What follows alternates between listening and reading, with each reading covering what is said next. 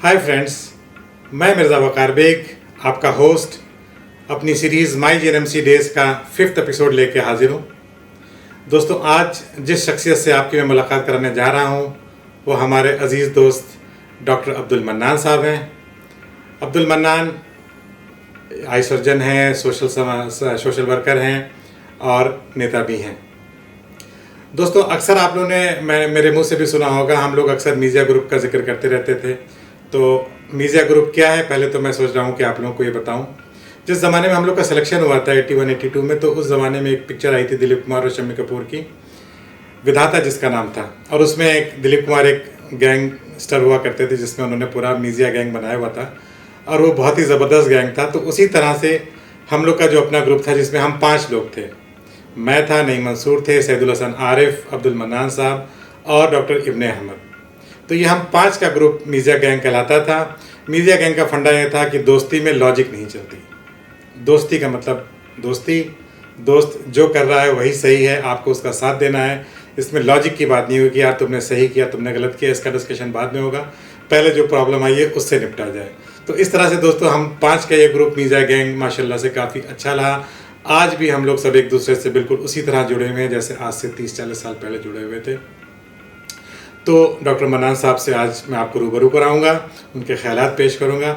इससे पहले दोस्तों मैं आप सबका शुक्रिया अदा करूं। अगर आप लोगों ने अभी तक मेरे चैनल को सब्सक्राइब नहीं किया है तो मेरी रिक्वेस्ट है कि आप लोग सब्सक्राइब ज़रूर करें, और सब्सक्राइब करने के बाद जो बेल आइकॉन है उसको दबा दें ताकि आप लोगों को मेरे वीडियो जैसे ही मैं अपलोड करूँगा तो आपके इनबॉक्स में वो आ जाएगा। दोस्तों, मेरे साथ मेरे जो गाइड हैं, मेरे प्रोफेसर अशरफ मलिक साहब का भी फ़ोन आया था, वो भी मुझसे बहुत खुश थे। वो कहते कि मैं भी रिकॉर्ड करके भेजूँगा। सबके पास दोस्तों बहुत किस्से हैं। मेरी कोके शमसी भाई से भी बात चल रही है, डॉक्टर सितवत से भी बात चल रही है, और ज़्यादातर लोगों से मैं टच में हूँ और लोगों ने मुझसे वादा किया है कि वो लोग अपने वीडियोस मुझसे शेयर करेंगे और इंशाल्लाह जैसे जैसे वीडियो आते जाएंगे मैं सीरीज़ को आगे बढ़ाता जाऊँगा। इसलिए आप सबसे रिक्वेस्ट है कि प्लीज़ इस मुहिम में हम लोग सब साथ चलें और मिल के जेएनएमसी की यादों को इकट्ठा करें।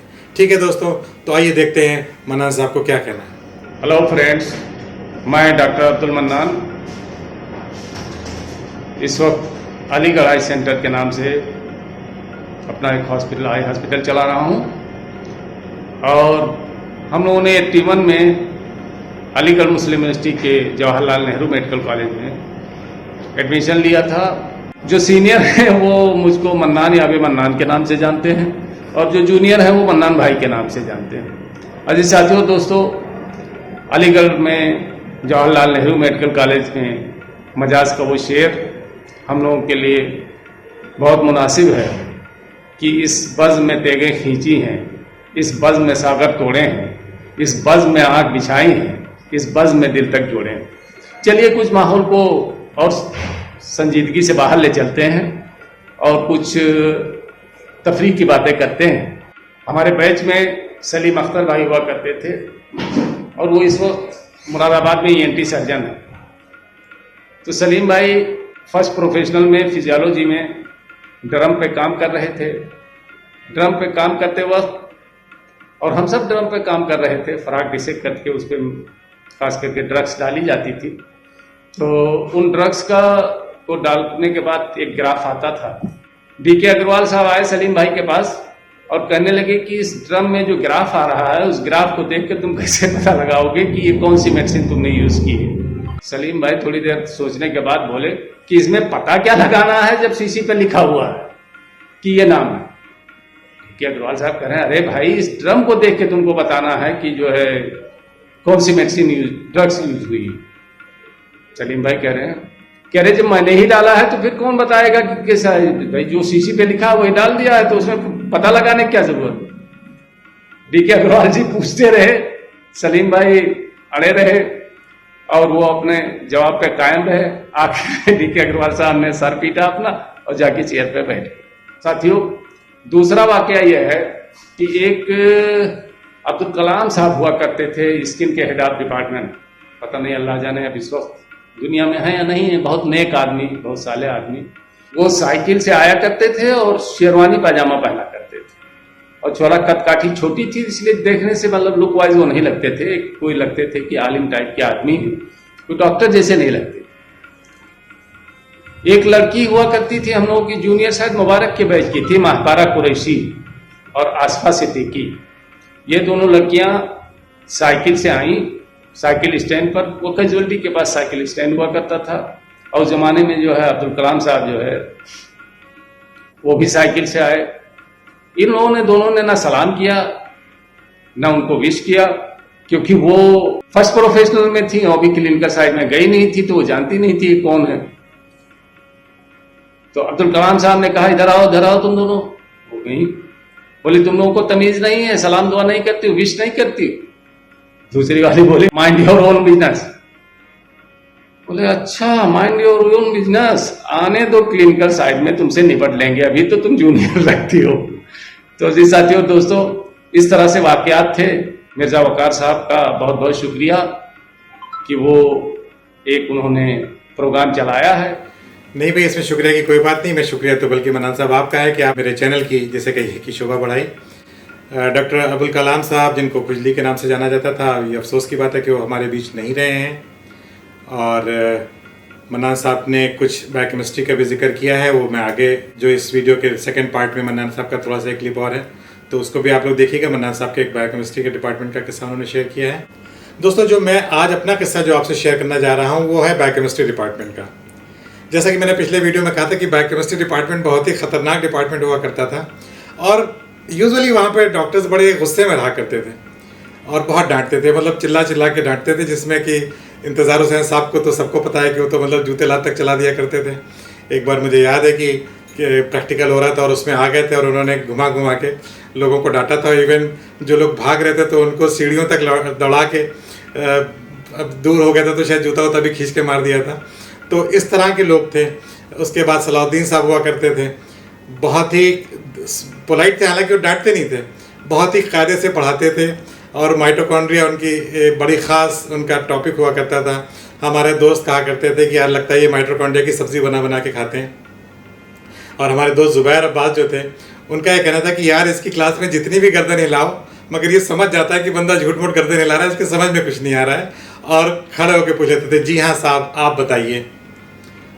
और अगर नहीं बता पाते थे तो थोड़ा उनका जो एक तरह से बेइज्जत करने का अंदाज था वो इस तरह था कि आप लोग तो डॉक्टर बन के आए हैं, अभी अभी सिलेक्शन हुआ है, घरों में चरागा हुआ होगा, मिठाइयाँ बटी होंगी, और आप लोगों का साहब ये हाल है पढ़ाई लिखाई में। इसके अलावा एक राशिदुल खैर साहब, डॉक्टर राशिद हुआ करते थे, जो ऊपर देख के बोलते थे। तो कुछ देर, अब हर आदमी ऊपर देख रहा है कि ऊपर क्या है, पता चला कि वो किसी और को डांट रहे हैं। जितना भी गुस्सा वो करते थे ऊपर देखते रहते थे। इसमें उनकी बेटी अगर इरम राशिद देख रही हो तो मैं उससे माजरत चाहूँगा बेटा, क्योंकि किस्सा आया था तो मैंने उनका जिक्र कर दिया है। राशिद साहब ये लोग बहुत गुस्से में थे। सिर्फ दो लोग वहाँ पर बहुत ही बिनाइन हुआ करते थे, एक तो वाजिद नकवी साहब जिनको हम लोग कासिम भाई करते थे, और एक जमीला आपा जो कि बिल्कुल गुस्सा नहीं करती थी। जमीला आपा का बिल्कुल टिपिकल माशाल्लाह से मेकअप करके सजी बनी अच्छा सा परफ्यूम लगा के आती थी, पढ़ाती थी, चली जाती थी, बहुत ज़्यादा इंटरेक्ट नहीं करती थी। और इसी तरह कासिम भाई भी से हम लोग लाइटली लिया करते थे उनको, उनसे बातें करते थे। कासिम भाई का, वाजिद नकवी साहब का ये था कि अगर जब उनको क्लास नहीं लेनी होती थी, यूजुअली जो लेक्चर थिएटर 2 जो ऊपर था, LT1 के ऊपर LT2 था, तो बायोकेमिस्ट्री क्लासेस LT2 में हुआ करती थी। और जब वाजिद नकवी साहब को क्लास नहीं लेनी होती तो हम लोग को लेके LT4 में जाया करते थे, जो बिल्कुल कोने में था, और वहाँ जाके अटेंडेंस लेते थे और कहते थे चुपचाप अब यहाँ से कुछ सब लोग तुम लोग चले जाना, भी देखो कोई यहाँ पे नज़र नहीं आना, तुम लोग की आज क्लास की छुट्टी है। तो हम लोग बहुत खुश होकर चुपचाप निकल जाया करते थे। तो वाजिद नकवी साहब भी माशाल्लाह अभी हयात हैं, उनसे मेरी अभी रीयूनियन में मुलाकात हुई थी। अल्लाह उनको अच्छा रखे, उनको सेहत रखे, सेहत दे। तो बायोकेमिस्ट्री डिपार्टमेंट की भी अपनी यादें हैं। यूजुअली 8 से 9 की क्लास में तो जब तक मैं पहुँचता था, क्योंकि मैंने बताया कि मैं मैकडोनल्ड में रहा करता था और साइकिल से पहुँचता था, और मेरी साइकिल भी ऐसी थी कि अगर मैं उसको तेज़ चलाना चाहता था तो उसकी चेन उतर जाती थी। तो दिन में मतलब सुबह आते वक्त रास्ते में कम से कम 3-4 बार तो मुझे उसकी चेन चढ़ानी पड़ती थी। और फिर जब तक मैं पहुंचता था तो 8:10 हो गए होते थे, और एक उनका जो अटेंडेंस लेने जो यूजुअली वार्ड बॉयज़ टाइप के लोग खड़े होते थे, लैब असिस्टेंट, तो वो मना कर देते थे कि साहब आप जा नहीं सकते। तो यूजुअली फिर 8-10 पे पहुँचे भी, उसके बाद फिर जाके कैंटीन में चाय नाश्ता ब्रेड पकौड़ा हम लोग अपना खाया करते थे। तो इस तरह से बायोकेमिस्ट्री का सफ़र हम लोग का चलता रहता था। तो ठीक है, देखिए मन्नान साहब भी कुछ बायोकेमिस्ट्री के बारे में बताने जा रहे हैं। देखिए शुरुआती दौर में T1 में वहाँ पहुँचे थे, तो सैयद हामिद साहब का दौर था और सैयद हामिद साहब के नाम से लड़के काटते थे, क्योंकि सैयद हामिद साहब सीधा रेस्टिकेट करते थे। तो एक कनेडी हॉल में एक ड्रामा हुआ, उसमें एक साहब वाइस चालक हामिद साहब बने हुए थे और दूसरा एक लड़का था जो रेस्टिकेटेड लड़का था। तो वो हामिद साहब के पास एक एप्लीकेशन लेके जाता है ड्रामे में और कहता है कि सर मेरी कोई गलती नहीं है, मैंने कुछ नहीं किया, ये मेरा एप्लीकेशन है, मुझे आपने रेस्टिकेट कर दिया। तो हामिद साहब अपने ही अंदाज में कहते हैं कि तुम्हारे जैसे होनहार लड़के के बारे में एक बार मैं सोच सकता था, अगर तुमने स्टूडेंट यूनियन के साथ नारा ना लगाया होता तो। यह हामिद साहब का स्पेशल किस्म का डायलॉग था। इस डायलॉग को सुनते ही मैं खड़ा हो गया एडिटोरियम में और मैंने चीख के कहा कि नीचे सैयद हामिद सुन रहे हैं, बेटा अलीगढ़ का ये तुम्हारा आखिरी ड्रामा है। मैं आपको बताऊं कि पूरा कनेडी हॉल तालियों से गूंज गया। सब लोग जो है मुझको वाहवाही मेरी करने लगे कि बहुत अच्छी बात तुमने कही। वाइस चांसलर साहब ने खुद इस बात को अप्रिशिएट किया। उन्होंने कहा कि तुम इधर आओ। मैं उनके पास गया, बुलवाया मुझको, तो उन्होंने कहा कि मैं साजिशी बच्चों का रेस्टिकेशन करता हूं, मैं शरारती बच्चों का रेस्टिकेशन नहीं करता हूं। तीसरी कहानी है कि हमारे दोस्त पंकज मोहन सक्सेना हुआ करते थे, जो उस जमाने में फार्माकोलॉजी डिपार्टमेंट के हेड सक्सेना जी के बेटे हुआ करते थे बहुत इंटेलिजेंट, लेकिन पढ़ते लिखते बहुत कम थे। एक बार बायोकेमिस्ट्री का टेस्ट हुआ, प्रोफेसर सलाहुद्दीन साहब ने टेस्ट लिया था, कॉपी लेके आए, टेस्ट का रिजल्ट बताना था उनको। हम लोग इंतजार कर रहे थे कि भाई कौन कितना पाता है। तो सलाहुद्दीन साहब ने कहा कि हु इज पंकज मोहन सक्सेना। पंकज मोहन सक्सेना खड़े हो गए, कहने लगे Pankaj your English is very nice, very good, your writing capacity is very nice, और आप बहुत अच्छी इंग्लिश लिखते हो, आपकी लिखने का तरीका बहुत अच्छा है। इस उम्र में बहुत कम लड़कों को ऐसा मैंने देखा जो इतना बढ़िया लिखते हैं। मैं आपको मुबारकबाद देता हूँ, आई कांग्रेचुलेट यू। हम लोगों ने सोचा क्या है, पंकज मोहन सक्सेना लग रहा है टॉप कर गया बायोकेमिस्ट्री में। सारी तारीफें बहुत देर तक, करीब 3-4 मिनट तक पंकज मोहन सक्सेना के इंग्लिश की करते रहे और उसके बाद उन्होंने कहा कि बट सॉरी पंकज, जो कुछ भी तुमने लिखा है इस कॉपी में, उसमें बायोकेमिस्ट्री कुछ भी नहीं थी, सब इंग्लिश थी, इसलिए हम बायोकेमिस्ट्री के पेपर में तुम्हें 0 दे रहे हैं।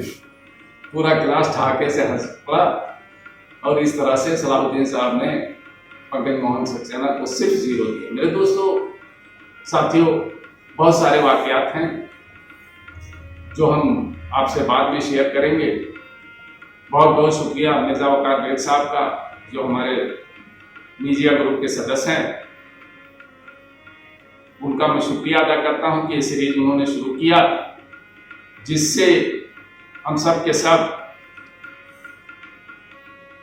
जिनकी वाबस्ता है यादें जवाहरलाल नेहरू मेडिकल कॉलेज से, जिसके बारे में हम कह सकते हैं ऐ वादिए जमील तेरी बारगाह में, ऐ वादिए जमील तेरी बारगाह में, आदाब कह रही हैं मेरे दिल की धड़कनें, तो आज भी है मेरे लिए जन्नते मिसाल, है दफ्न इसमें मेरे जवानी के 14 साल। मनान साहब, आपका भी बहुत बहुत शुक्रिया भाई, आपने मेरे चैनल पे अपना वीडियो भेज के हम सबको अपने किस्से सुनाए। ये बहुत अच्छा सफ़र चल रहा है, मुझे वाकई इस सीरीज़ को बनाने में मज़ा आ रहा है और आई एम श्योर आप लोग भी इंजॉय कर रहे हैं, क्योंकि मुझे फीडबैक मिल रहा है। बट मेरी रिक्वेस्ट यही है कि प्लीज़ अपने अपने वीडियो सेंड करते रहिए, अपनी यादों को शेयर करते रहिए। मैं चाहता हूँ कि ये मेरी सीरीज़ बहुत आगे तक चले और इसमें सारे जूनियर, सीनियर्स, प्रोफेसर, टीचर, जितने भी हमारे लोग हैं, हम सब उनको इन्वॉल्व कर सकें और एक बहुत बड़ा अपने यादों का पिटारा जिसे कहिए समेट के यूट्यूब पे डाल देंगे, कि ताकि आने वाली जनरेशन भी इसको जब चाहेंगी देख के उसको हम लोगों के गोल्डन डेज से उससे वाबस्ता हो सकती हैं। ठीक है दोस्तों, अगले वीडियो में इंशाल्लाह फिर मुलाकात होगी। अपने होस्ट मिर्ज़ा वकार बेग को इजाज़त दीजिए। बाय बाय, टेक केयर, खुदा हाफिज़।